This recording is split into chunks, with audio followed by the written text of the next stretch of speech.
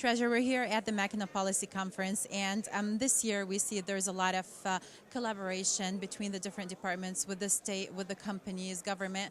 What's your input, what's your insight, and what do you think is the importance of this conference this year?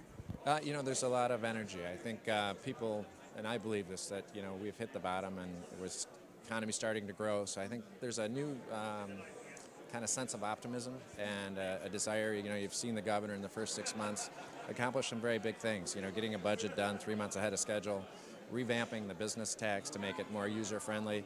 And now the next step will be, hey, let's relook at our regulations to make certain that this really is an easy place to make an investment and hire people in the state. So it's renewed optimism. I see and welcome the energy because there are things we can do to make this state more attractive. We see there's a lot of focus on small businesses. What is their role, and how do you think we can even help them more? We know the small business tax has been removed, but what else can we do to be able to encourage them and support them to get through these tough times until they establish again? Yeah, right. So most of your small businesses, that's where most of the jobs are. So we've got to obviously facilitate and work with them. So with the new CIT, if you're an LLC or an S-Corp, you have no tax liability other than your personal income. So that will be very helpful for a lot of the small businesses in Michigan.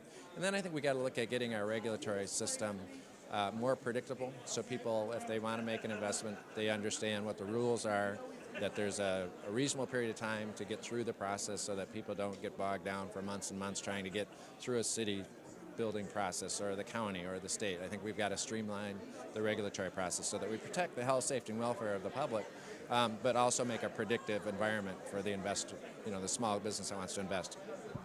From a budget perspective, how do you see we can help? A lot of cuts have been made. It has affected education and other things as well. How do you think we're going to get over this and start also, because there's a lot of talk about education and supporting different organizations and foundations. So what's your say on that? Yeah, well, the good news is that we do have a 2-year budget. We're seeing increasing revenues. I think you have a governor who believes in education. It's a critical ingredient to turning the state around and having us participate in the 21st century.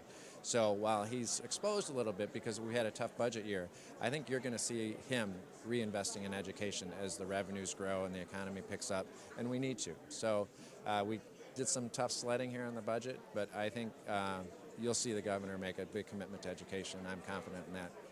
What do you think needs to be done right after this conference to build on what's been said? Well, I think you're going to see some regulatory reform, coming through the legislature to make certain that we're a more user-friendly state, and just continue more of the same. I think the governor will have special announcements in the fall as it relates to health care as well. So there's a lot on his plate. I don't think we'll be bored.